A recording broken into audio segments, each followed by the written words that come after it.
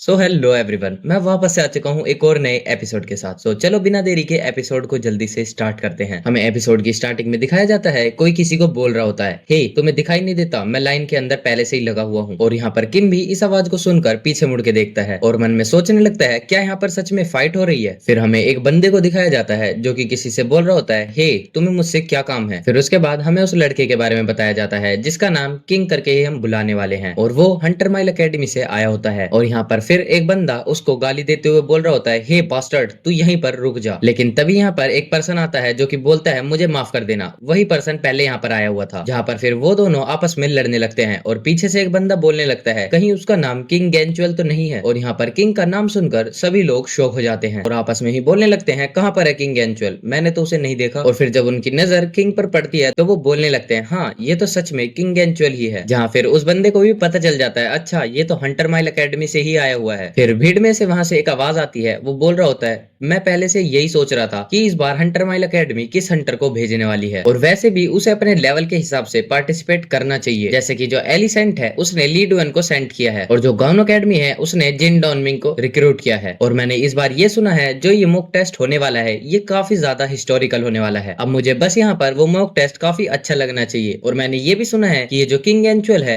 ये top 3rd number पर आता है अपनी अकेडमी के अंदर। फिर हम यहाँ पर देखते हैं कि किंग एंचुअल और किम आपस में एक दूसरे को देखने लगते हैं और फिर यहाँ पर किंग कुछ भी बोलता नहीं है और उसके साइड से निकल जाता है, जिसे देखकर फिर किम बोलने लगता है मुझे ऐसा लगता है ये अपनी अकेडमी के अंदर काफी ज्यादा अच्छा बंदा होगा और साथ साथ ही काफी ज्यादा पावरफुल भी होगा। और यहाँ पर वो बंदा जो अभी किंग एंचुअल से लड़ रहा था वो भी चिल्लाने लगता है क्या यहाँ पर किंग एंचुअल आया हुआ है। जहाँ पर वो आपस में ही बात करने लगते हैं और बोलने लगते हैं तुम्हें क्या लगता है इस बार कौन जीतेगा। और पीछे से फिर आवाज आती है मुझे लगता है यहाँ पर किंग एंचुअल ही जीतने वाला है, क्योंकि मैं मानता हूँ जो ली डॉन है या फिर ली डोंगमिन है वो काफी ज्यादा ही इंप्रेसिव है, लेकिन जहाँ पर स्किल की बात होती है तो गैंचुअल का वहां पर कोई भी मुकाबला नहीं है। और मेरे सुनने में तो ये भी आया है जो ऑर्डर ऑफ ट्रूथ है वो भी इसको रिक्रूट कर रहा है और साथ साथ अभी यहाँ पर देखोगे यहाँ पर उसे हंटर माइल अकेडमी ने ही भेजा है। तो इस हिसाब से मेरे ख्याल से तो किंग एंचुअल आराम से इस कॉन्टेस्ट को जीत जाएगा। जहाँ पर फिर तीसरा बंदा बोलने लगता है हे तुम क्या बोल रहे हो, वो किस अकेडमी से आता है और वैसे भी तुम यहाँ पर देख सकते हो वो हंटर माइल अकेडमी से ही आया है, तो तुम्हें क्या लगता है कि हंटर माइल अकेडमी उसे सपोर्ट नहीं करेगी। जहाँ फिर एक चश्मे वाला बोल रहा होता है नहीं वो ऐसा नहीं कर सकता। जहाँ फिर एक बंदा आकर मना करता है और बोलता है नहीं हंटर माइल अकेडमी ऐसा कभी भी नहीं कर सकता। जहाँ दूसरा पर्सन उससे पूछता है ऐसा क्यों नहीं कर सकता। जहाँ एक चश्मे वाला बंदा बोल रहा होता है तुम खुद ही सोचो चाहे वो सेम अकेडमी से ही आता हो लेकिन कभी भी इतनी नामी अकेडमी चीटिंग नहीं करेगी। जहाँ फिर सब एग्री करते हुए बोलते हैं हाँ ऐसा हो भी सकता है, क्या पता इतनी बड़ी अकेडमी कभी भी चीटिंग ना करे। फिर यहाँ पर हम तभी एक हंटर को देखते हैं जो कि काफी सारे वेपन्स को कैरी करके लाया होता है और वो बोल रहा होता है क्या हुआ तुम मुझे अंदर क्यों नहीं भेज रहे हो। और यहाँ पर फिर किम भी उसको देखकर काफी ज्यादा कंफ्यूजन में आ जाता है और वो भी मन में सोचने लगता है क्या ये इतने सारे वेपन्स को कैरी कैसे करके रख सकता है और ऐसा तो बिल्कुल भी पॉसिबल नहीं है कि ये इन सभी वेपन्स को यूज करता हो। जहाँ पर वो हंटर बॉडीगार्ड से बोल रहा होता है तुम मुझे अंदर क्यों नहीं भेज सकते हो, बल्कि मैं तो यहाँ का खुद पार्टिसिपेंट हूँ और ये देखो मेरे पास तो यहाँ पर एप्लीकेशन फॉर्म भी है। फिर वो गार्ड बोलता है सर प्लीज आप पहले जाकर लाइन में लग जाइए और जब आपका लाइन में नंबर आएगा तब आप आ जाना। फिर यहाँ पर वो हंटर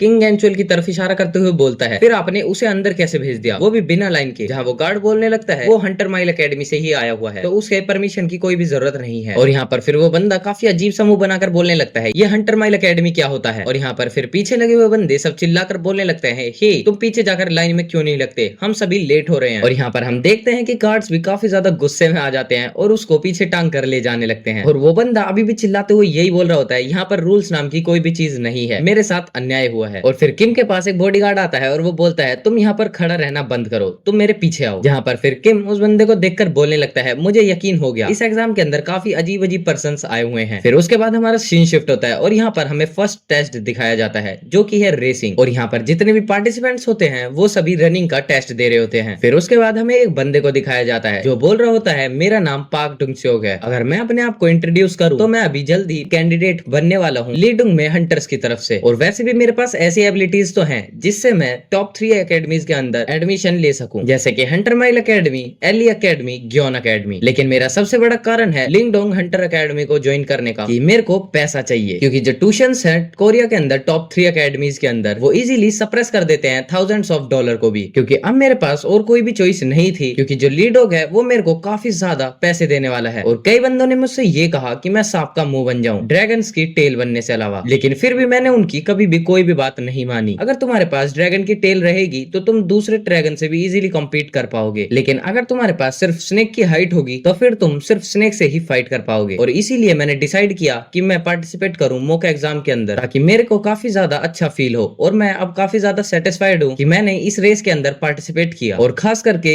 इसके लिए। और यहाँ पर हम देख सकते हैं वो किम की ही बात कर रहा होता है। और ये जो मॉक एग्जाम है वो 5 पार्ट से मिलकर बना हुआ है, जिसमें पहला पार्ट है बेसिक एंड्योरेंस, दूसरा है माना प्रोफिशिएंसी, तीसरा है कॉम्बैट प्रोफिशिएंसी, चौथा है डंजन रेड, और पांचवा है कॉम्बैट प्रोफिशिएंसी पर्सनल में, जहां हमारा पहला टेस्ट होता है बेसिक एंड्योरेंस का। पहले एग्जाम के अंदर हमें 3 किलोमीटर दौड़ना होगा 5 मिनट के अंदर, और अगर किसी भी पर्सन ने 5 मिनट से पहले 3 किलोमीटर को कंप्लीट कर लिया तो वो आगे बढ़ सकता है। लेकिन अगर कोई भी बीच में रुक जाता है और फेस कंप्लीट नहीं कर पाता है तो वो डिस्क्वालीफाई हो जाएगा। और अगर सिंपल शब्दों में समझाया जाए तो जितना तुम भागोगे उतना तुम्हारे एंड्योरेंस की कैपेसिटी बढ़ जाएगी। और यहाँ पर फिर डोंगसुक बोलने लगता है, मैंने और इस बंदे ने 15 किलोमीटर दौड़ लिया है, लेकिन अभी तक कोई भी नहीं थका, और अब मेरे पास इसको एक्नॉलेज करने के अलावा कोई और ऑप्शन नहीं बचा है, जो कि मेरे साइड में भाग रहा है। जहाँ फिर वो काफी ज्यादा थक जाता है और बोलने लगता है, बस थोड़ा सा और, मुझे उस बंदे को हराना है, मुझे बस उस बंदे से आगे निकल के जीतना है। और यहाँ पर डोंगसुक बोलने लगता है, मुझे काफी ज्यादा प्रॉब्लम हो रही है ब्रीथ करने में, लेकिन ये फिर भी काफी अच्छा सेटिस्फेक्शन है। एंड तभी यहाँ पर मैसेज आता है कि 5 मिनट कंप्लीट हो चुके हैं और तुम रुक चुके हो। और यहाँ पर फिर हम देखते हैं कि अपना गेम अभी तक भाग रहा होता है और डोंगसुक बीच में ही रुक चुका होता है। और यहाँ पर डोंगसुक किम को देखकर बोलने लगता है, ये वो बंदा है जिसने अपनी लिमिट्स को क्रॉस कर दिया है, और वैसे भी ये ड्रैगन से फाइट करने वाला बंदा है, ना कि स्नेक से। और इतना देखते ही यहाँ पर हम देख पाते हैं कि किम ने एक राउंड कंप्लीट कर लिया है और वो डोंगसुक के पास आ चुका है। यहाँ डोंगसुक भी उसे देखकर बोलने लगता है, वाह देखो ये आ भी चुका है। फिर यहाँ पे जो डोंगसुक होता है वो अपना हाथ आगे करता है और वो इतना करके बोल रहा होता है, ये देखो कांग्रेचुलेशंस, तुम जीत चुके हो। और वो बोलने लगता है, तुमने देखा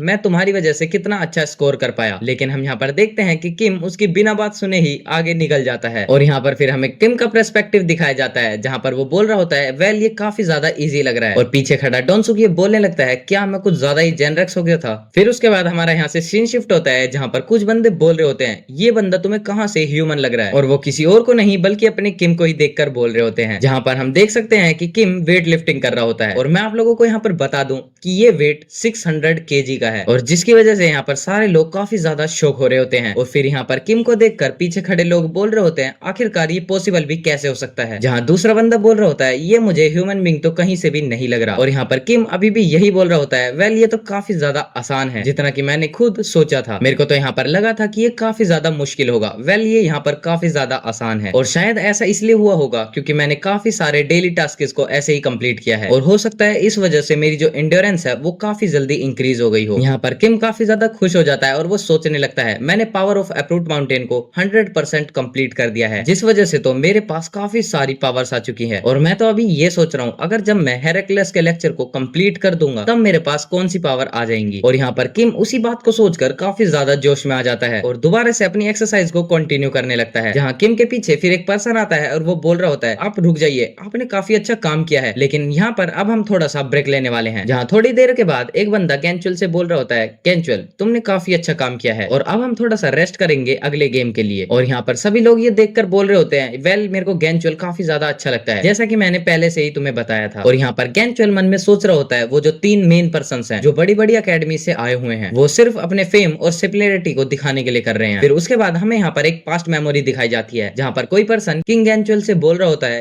किंग तुम मॉक एग्जाम के अंदर पार्टिसिपेट करना और वहां पर तुम एक पर्सन को नोटिस करना जो कि काफी ज्यादा अजीब होगा, और उसका नाम होगा किम शियोजोन। और किम कैंचुअल तुम्हें इसके अलावा और कोई भी काम नहीं करना है, लेकिन बस तुम्हें वहां पर एक ही चीज नोटिस करनी है कि किम क्या क्या वहां पर करता है। जहां पर फिर किम सोचने लगता है और वो बोल रहा होता है, यार ये तो बिल्कुल भी सेंस नहीं बनाता कि ऑर्डर ऑफ ट्रूथ ने सिर्फ मेरे से इतना सा काम बोला है, लेकिन फिर भी वो मुझे काफी ज्यादा सपोर्ट कर रहे हैं और साथ साथ मुझे स्पॉन्सर भी कर रहे हैं, लेकिन फिर भी इस रिक्वेस्ट का क्या मतलब है और आखिरकार किम शियोजोन कौन है। अगर मैं यहाँ पर फिर भी दिमाग पर जोर डालूं तो मैंने किम का नाम सुना हुआ है, और ये मैंने तब सुना था जब डंजन डिस्टोरेशन हुआ था, लेकिन जब मैंने इसे हॉल में देखा था तब मुझे एक काफी ज्यादा नॉर्मल यूजलेस गाय दिख रहा था। और उसके बाद यहाँ पर देखा जाता है कि काफी सारे पर्सन स्क्रीन को देखकर काफी ज्यादा शॉक हो रखे होते हैं, और यहाँ पर इतनी भीड़ को देखकर कैंचुअल भी काफी ज्यादा कंफ्यूज हो जाता है और वो सोचने लगता है, क्या रिजल्ट्स अनाउंस हो गए। और यहाँ पर फिर हम देखते हैं कि जो फर्स्ट एंड्योरेंस का टेस्ट होता है उसके अंदर किम शियोजोन ने 100 पॉइंट्स स्कोर किया है। सेकंड नंबर पर होता है ली मिन्यूल, थर्ड नंबर पर होता है किम कैंचुअल, और फोर्थ नंबर पर होता है जिन डोनमिंग। और यहाँ पर उस रिजल्ट को देखकर डेंचुअल काफी ज्यादा शॉक हो जाता है और किंग यहाँ पर अपने मन में बोलने लगता है, आखिरकार ये किस तरीके की बकवास हो रही है, मेरे को अब यहाँ पर पूरे 11 पॉइंट चाहिए उसका मैचअप करने के लिए। यहाँ पर ये किम की ही बात कर रहा होता है, और तो और अब मैं सेकंड भी नहीं आया हूँ, मैं थर्ड आया हूँ। और ये ली मिनुअल कौन है, और अगर ये इतना ज्यादा ही पावरफुल है तो मैंने आज से पहले इसका नाम कभी भी क्यों नहीं सुना, और आखिरकार ये बंदा अचानक से कहाँ पे आया है और कहाँ से आ गया। फिर यहाँ से गैंचुअल जाने लगता है और वो बोल रहा होता है, वेल मुझे अब यहाँ पर थोड़ा सा शांत रहना चाहिए। और वैसे भी यहाँ पर जितने भी कैंडिडेट्स हैं उनके अंदर अपनी अपनी कुछ स्पेशल एबिलिटीज होती हैं, लेकिन मैं यहाँ पर कोशिश करूंगा कि नेक्स्ट सब्जेक्ट में ऐसा ना हो। और फिर हम यहाँ पर सेकंड रिजल्ट भी देखते हैं, जिसके अंदर किम ने 100 पॉइंट्स स्कोर किए होते हैं, ली मिनुअल 97 पर होता है, किम गेंचुअल 94 पर होता है, फोर्थ ली डोयोन होता है 93 पॉइंट्स के साथ, और फिफ्थ होता है जिन डोंगमिंग 92 पॉइंट्स के साथ। और यहाँ पर फिर वो इस रिजल्ट को देखकर काफी ज्यादा शॉक हो जाता है और उसे ऑर्डर ऑफ ट्रुथ वाले बंदे की बातें याद आने लगती हैं, जहाँ पर उस बंदे ने बोला होता है, किम गेंचुअल आपको वहाँ पर कुछ भी नहीं करना, बस आपको किम के एक्शंस का ध्यान रखना है। और फिर वो बोल रहा होता है, यार मेरे को यहाँ पर कुछ भी करने की तो जरूरत नहीं पड़ रही, वो तो खुद ही करे जा रहा है। फिर यहाँ पर एक पर्सन आता है और वो बोल रहा होता है, अगला जो टेस्ट है वो माना का है, और वो बता रहा होता है कि तुम्हें यहाँ पर कुछ भी नहीं करना, ये जो बैरियर है तुम्हें इस पे अपने माना से काफी पावरफुल अटैक करना है, उसके अंदर सिर्फ तुम्हारा माना का ही यूज होना चाहिए, फिर हम उस अटैक की पावर को मेजर करेंगे एंड देन हम उसके हिसाब से तुम्हें स्कोर देंगे। और यहाँ पर किम काफी ज्यादा निराश होते हुए बोल रहा होता है, वेल मैं मैजिक के अंदर इतना ज्यादा कॉन्फिडेंट तो नहीं हूँ। फिर वो यहाँ पर बताने लगता है कि मैं यहाँ पर थोड़ा बहुत अंडरस्टैंड तो कर लेता हूँ माना के बारे में, जो कि मुझे खुद ही मर्लिन ने बताया है, लेकिन मैं यहाँ पर इतने अच्छे से इसे कंट्रोल नहीं कर पाता हूँ। और यहाँ पर फिर अनाउंसमेंट होती है कि जो नेक्स्ट पार्टिसिपेंट है वो ली डोन है, और यहाँ पर किम पलट कर उसे देखने लगता है और हमें पता चलता है कि ली डोन कोई लड़का नहीं बल्कि एक लड़की है, जो कि एली एकेडमी से आई होती है। और मैंने आप लोगों को पहले ही बताया था कि एली एकेडमी फेमस है अपने मैजिक के थ्रू। और इसी के साथ ये वाला एपिसोड तो यहीं पर खत्म होता है, बट नेक्स्ट एपिसोड काफी ज्यादा एपिक होने वाला है। अगर आप लोगों को नेक्स्ट एपिसोड चाहिए तो बस मुझे कमेंट में बता देना। और यहाँ पर साथ साथ मैं आप लोगों से एक सजेशन लेना चाहता हूँ, क्या मैं एपिसोड्स को 2 दिन के बाद अपलोड कर सकता हूँ, जिस वजह से आपको अप्रोक्सीमेटली 25 से 30 मिनट के एपिसोड्स देखने के लिए मिलेंगे, या फिर मैं आपको रेगुलरली एक एपिसोड बता सकता हूँ। अब आप लोग मुझे कमेंट करके बताना कि आपको किस बेस पे